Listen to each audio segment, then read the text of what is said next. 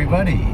It is Mike Levin in the dark on Saturday, June 26th. Still, I do believe this is going to be a 3-video day. I am blessed with the opportunity to do another one of my car trip videos, and this time I believe I'll talk about what happens when a blue circle lives in a green arrow world.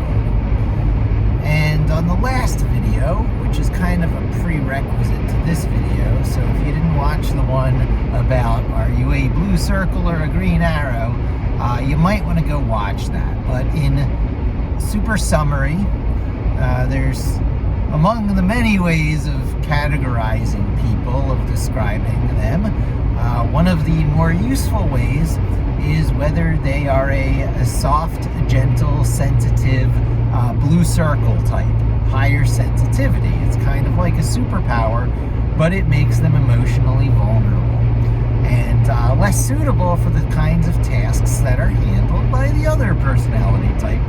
The green arrows, the more linear, purposeful, less sensitive, and more able to adapt to the rules of competitive games and challenges like hunting without letting their humanity get in the way. So, you know, they generally align to the Eastern Asian concepts of yin and yang, yin being the round, the more stormy, the more intuitive, female energy type, and yang being the more male, linear, harsher, purposeful energy type. And it also happens to have the pointiness of the A for the word alpha or green arrow, and the roundedness of the circle for omega. So when you say green arrow and blue circle, it's roughly the same as saying yang and yin or alpha and omega, right? So these concepts are reoccurring. You'll find that the best ideas have parallel evolution amongst different cultures. There's just spontaneous convergence, or whatever you want to call it. So alpha and omega is a good one. So I had cats that directly lined up with alpha and omega. Sammy cat was the alpha. He got big and died of diabetes. They both lived to be like 15 years old. They had decent lives for cats. Billy died shortly after it, but he was the female spirit of the two, the omega. Anime Cute Kitty, who, you know, was clearly very powerful, even though he was not always in your face and trying to be involved like Sammy was. So I think that since I spent so much alone time with these cats, they reflected aspects of me. And, you know, I have both tendencies that all people do. You just tend to lean one way or the other. So that's the alpha and omega, the green arrow and the blue circle concepts in a nutshell. So where I'm going with this video is one of the most common situations in the world is that blue circles are too sensitive. Not too sensitive in, like, you know, what's right and wrong, because who's to say, but too sensitive for their own good in the harsh modern world. It really is a terrible situation when you find yourself the gentle, emotive type, and also empathic.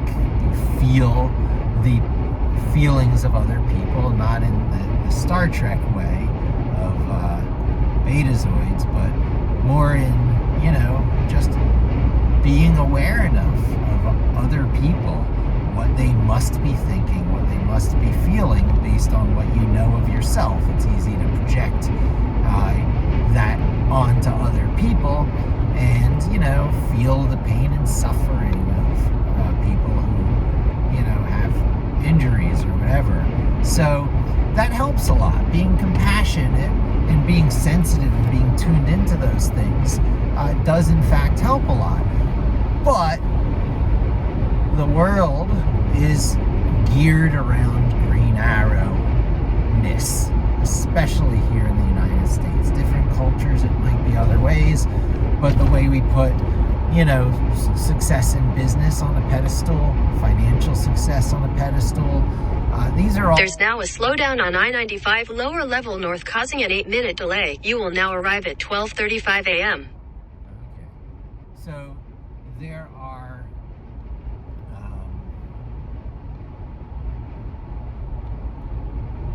lots of things that result in society rewarding purposefulness,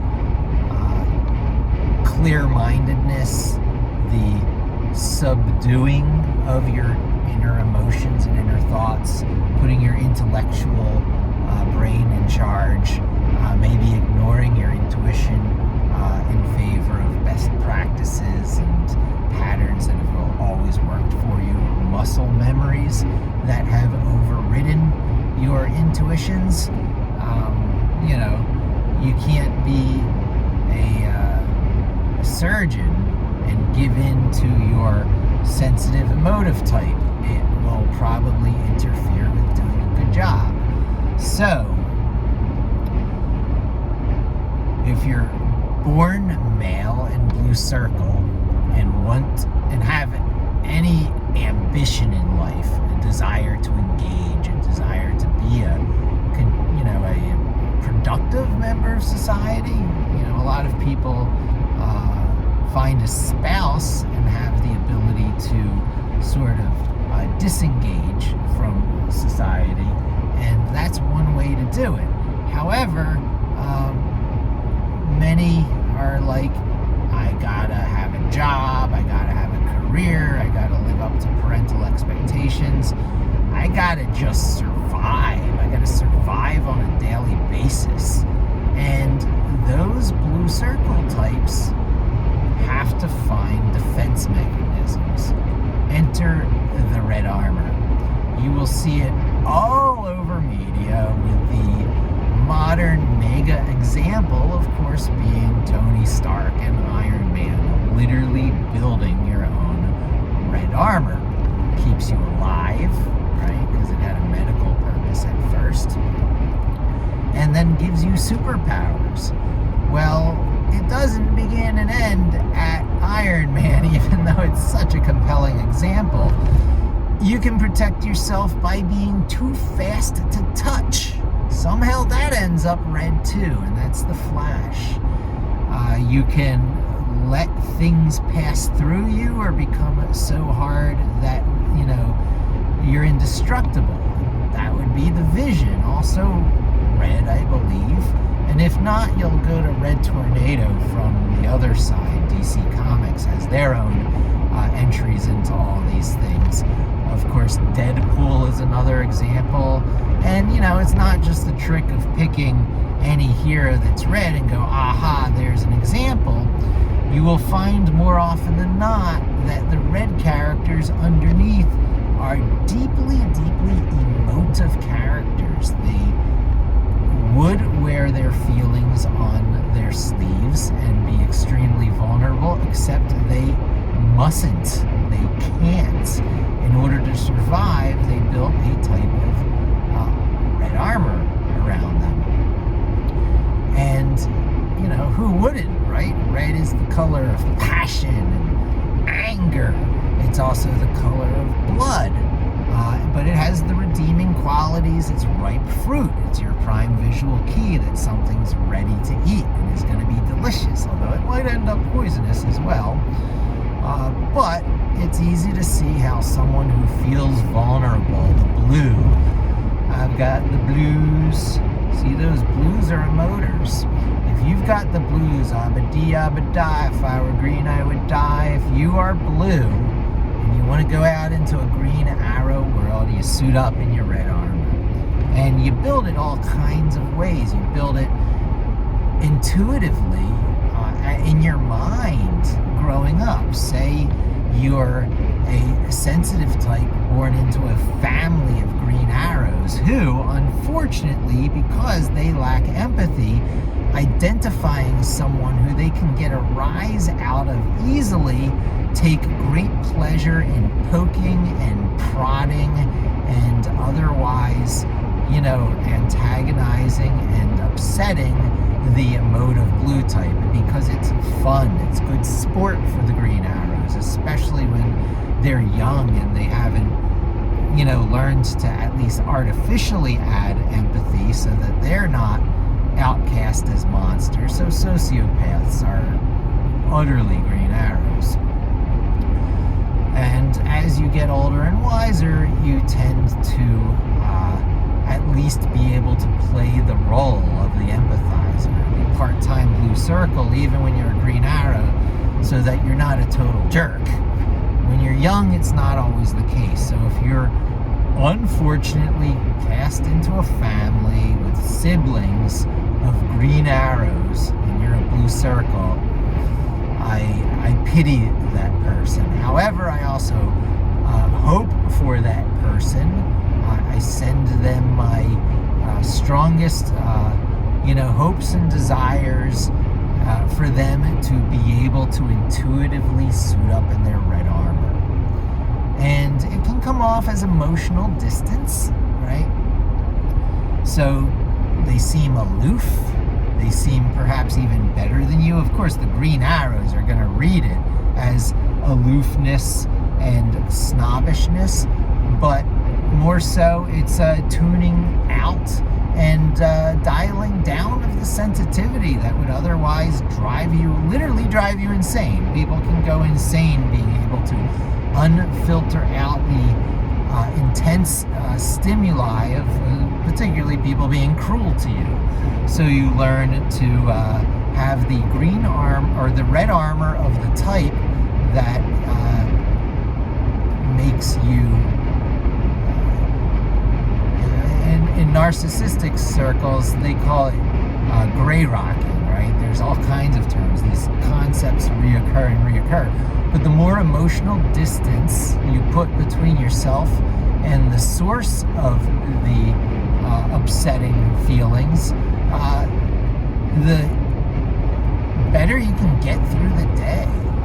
You're not talking about thriving here. You're not talking about doing well for yourself. You're just talking about getting to the end of the day without having to cry yourself to sleep. And that's sometimes the best case scenario, depending on the kind of abuse that you're suffering or that they're trying to inflict upon you. So, I mentioned narcissists. I didn't know until many, many, many, many years later that my mother was one. Hardly her fault. She grew up under the abusive influence of two brothers that are exactly the sort I was describing. So many people out there will hear this and go, oh, he's talking about me. He's talking about this situation. Well, it's everywhere. I've seen this many times in life. And one of the ones I'm a little more free to talk about is my mom, because she's gone. She died many years ago.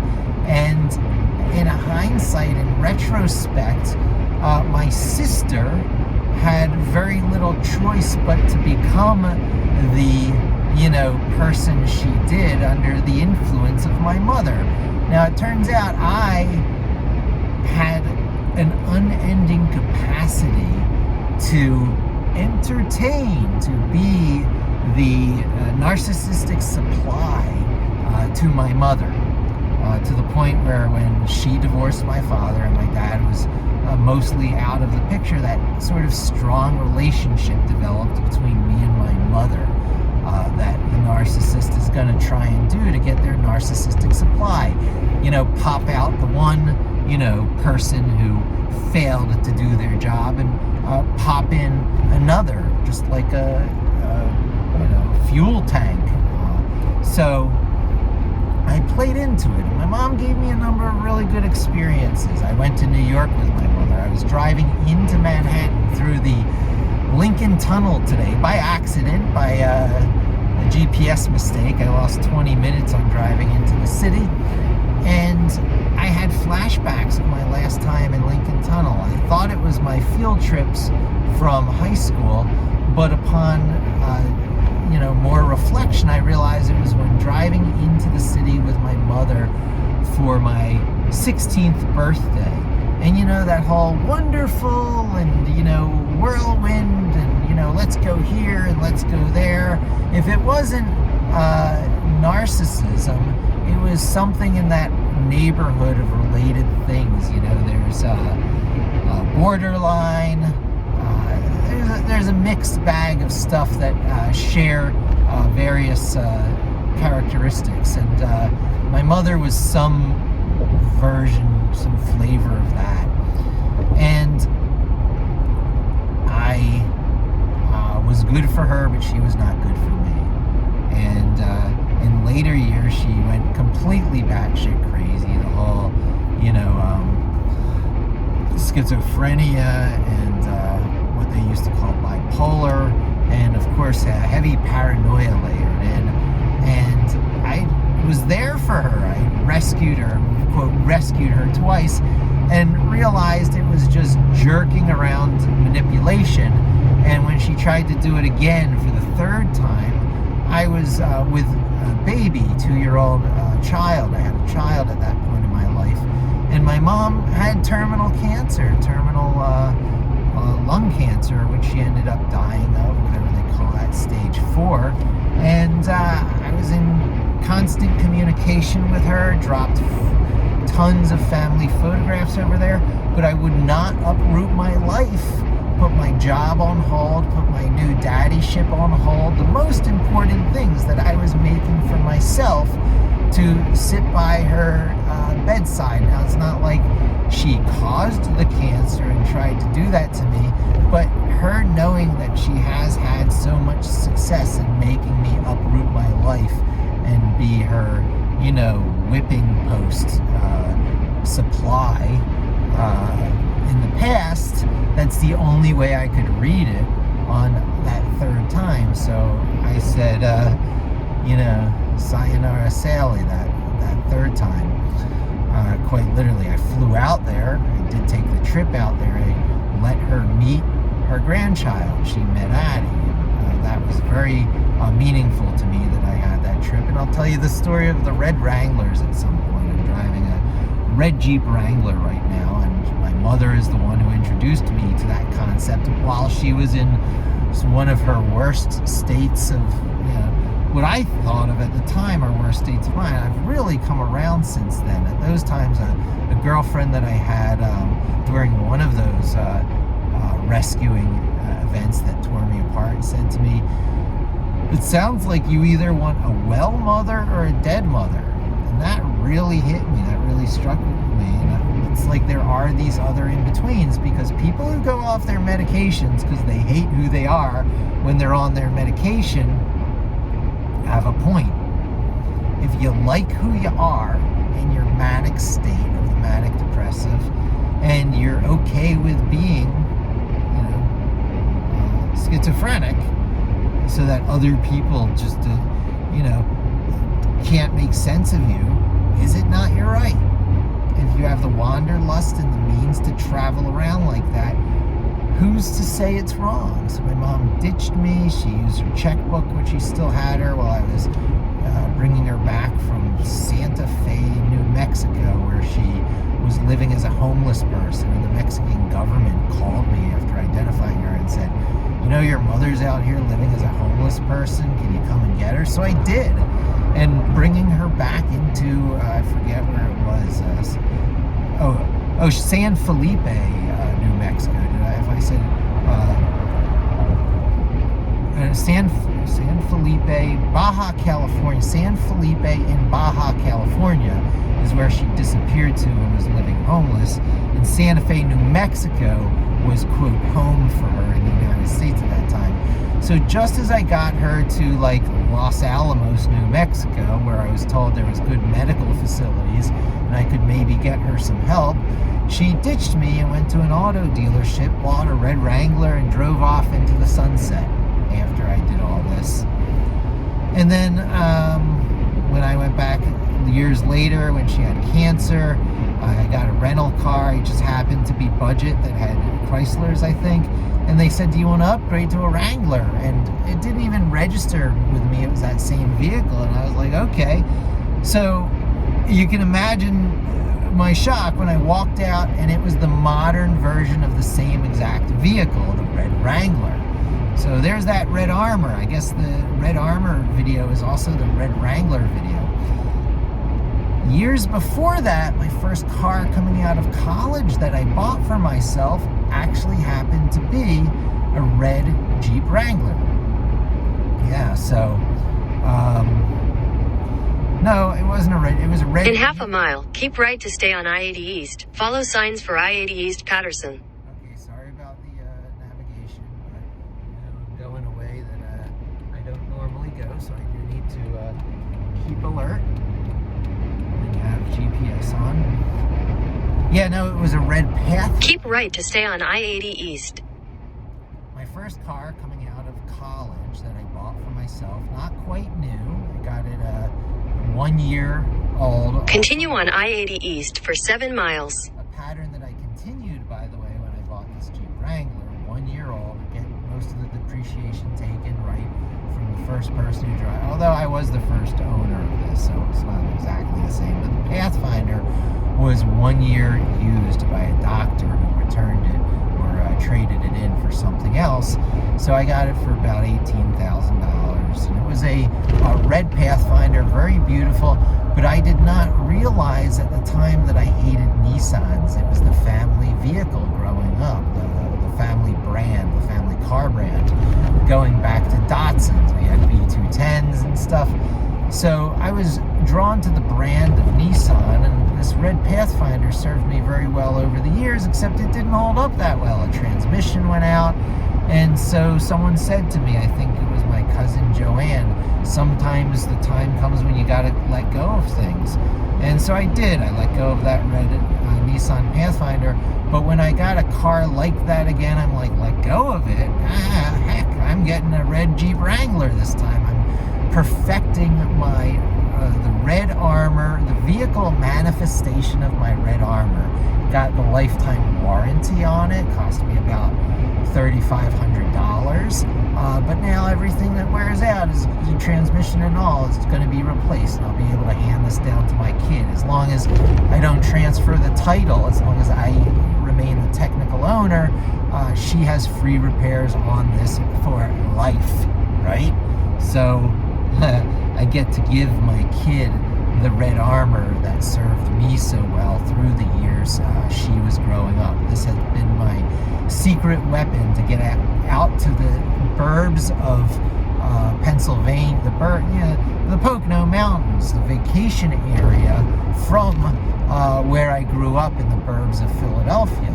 So from New York City, from Staten Island, where I was, hop in my car, drive out 80 until I find a good place to live. And it was a little further than I wanted. That's the drive I'm on right now, going back towards the city. However, it was ideal for this phase. It is ideal for this phase in my life, and I'm using the superpowers of my Red Armor, the powers that you build into the armor when you construct it. And it is good to remind you again, it's not always about deflecting bullets and having durable, the Incredible Hulk version of the car. If you were to say, what is other Red Armor cars? Well, of course, a little red Corvette would be, right?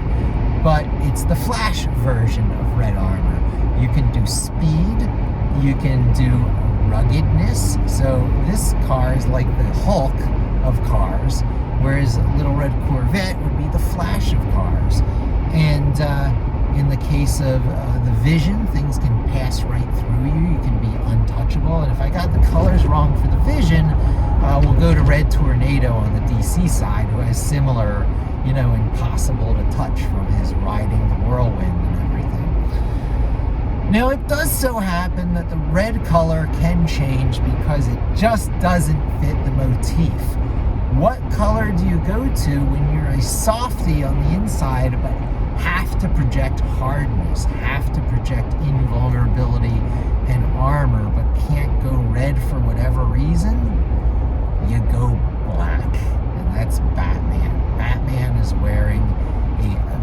variation on red armor. And you'll see that even in Iron Man with his stealth armor, which, and his variations on armor, that just goes to make the point that it's customizable, it's flexible, and the emotional distance is a version of that. The untouchability, the aloofness. Can you think of others? Right? These are just the ones that come to mind to me. But inside, you're hiding something that's blue.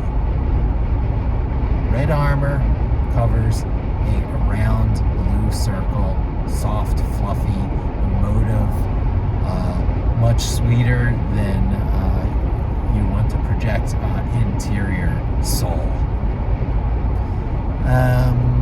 In the movie Inside Out, Blue was sad. Blue was sadness. She's sad because she's tuned in. She is sensitive. She's a good receiver for vibes. There's that vibes again. People are like, oh, vibes. Crystal hugging stuff? Yeah, no. Science. E equals MC squared. We are solidified light. Not like holograms in Star Trek, but like if you were to completely deconstruct the stuff we're made of, release all the energy, burn it, if you will, what goes out is the equivalent of photons. Ultimately, things break down to photons. And that's light, and that's energy, electromagnetic force. We are electromagnetic force, ripples in a plane that have enough of them crammed together that they stay together. There's a story to that, right? And you're releasing that through,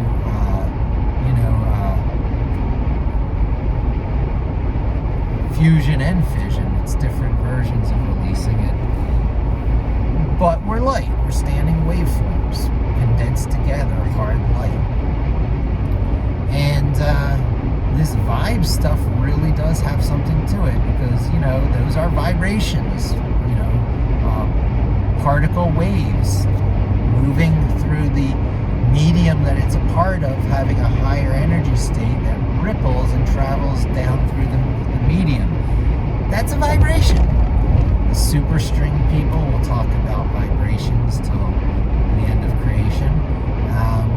So when you hear people talk about their vibes and being on the same wavelength, in half a mile, keep left to stay on I-80 East.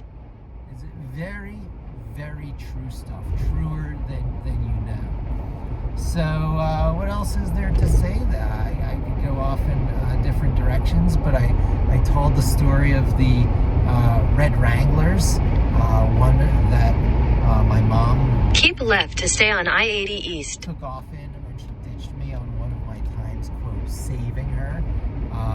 The one that I continue on I-80 East for 5 miles. The one that better route available. The one that I accidentally ended up renting when I went to visit her when she was near end of life.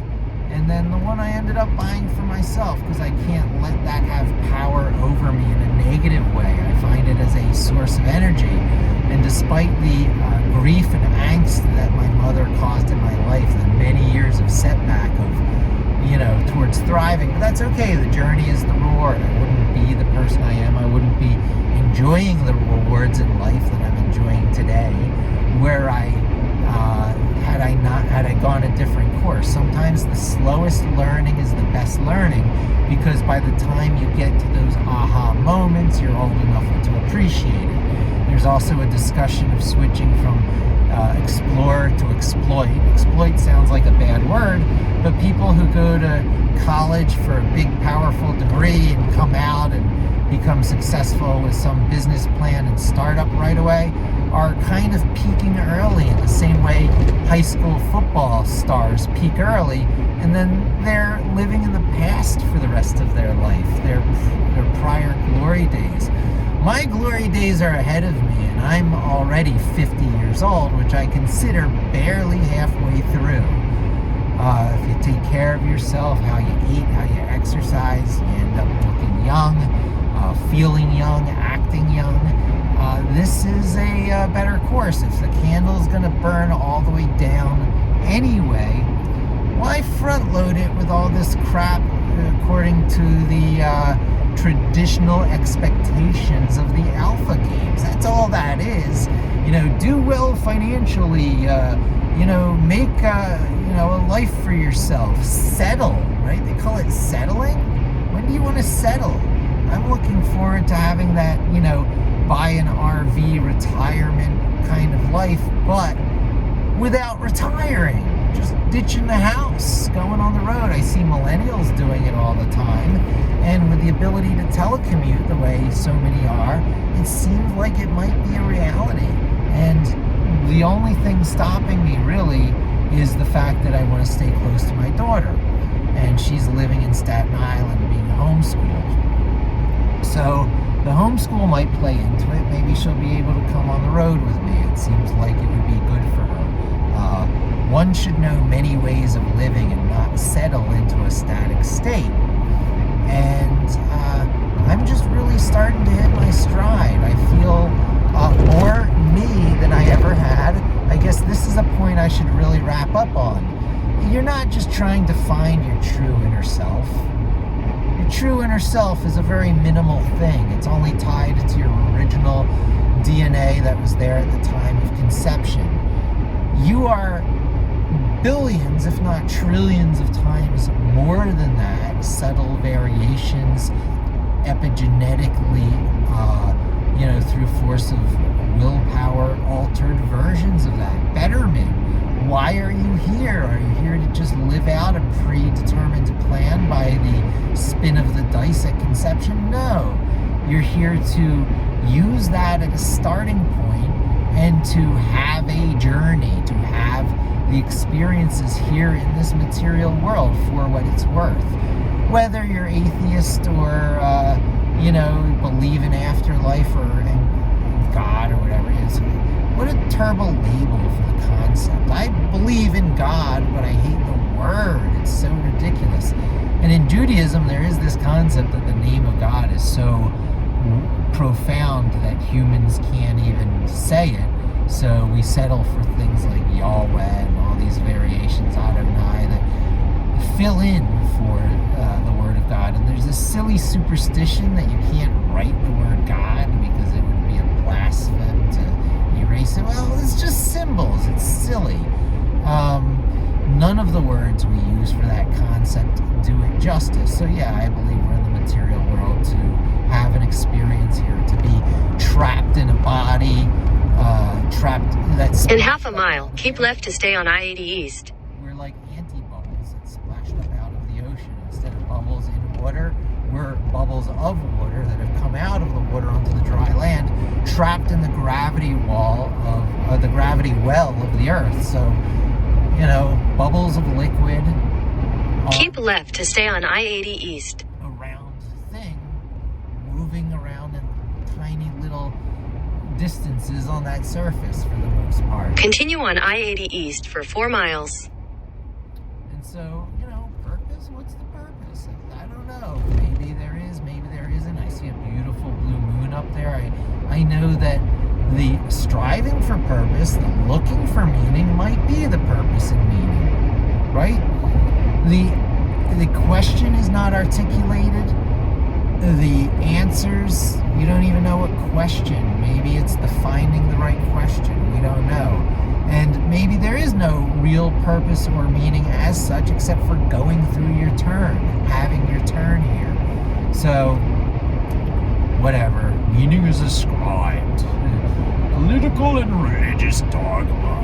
That video of that captured alien by that special effects guy, Mehdi, had a really big effect on me, because before I realized it was created by him, I'm like, yeah, this is like very close to my belief system. Meaning is ascribed.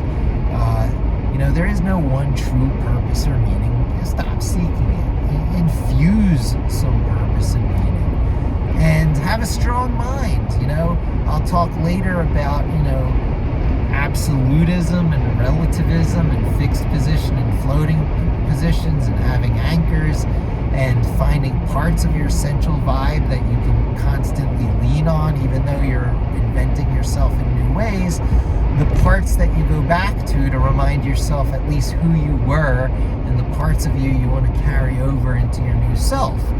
And you construct your red armor around that. You make sure it doesn't do too much damage to who you are. You don't want your red armor to ruin you either. That can happen. You construct your red armor too early in life, too well in life, too unaware of what you are doing to know that it's highly customizable, right? You are the smith forging this stuff. You can put it aside and switch them out, like just the way Iron Man does. And I think that's a good place to end because I'm getting close to my destination. And do you have red armor? Are you a blue circle protecting yourself? Or are you a green arrow? And that's fine too. All these ways are fine, you know? We're meant to. We are who we are. And there's nothing wrong with any of those variations. Just take care of yourself. Understand yourself as the technological machine you are, and put the right carbs in there, and put the right proteins in there, or amino acids that combine to become proteins, and put the right fibers in there, water-soluble fibers to keep the pathway going, because at the end of the day, you're all just worms. We're all just worms as far as the templates, the models for life, we're worms. So thanks for joining me. Hope to see you again soon, and don't forget to subscribe.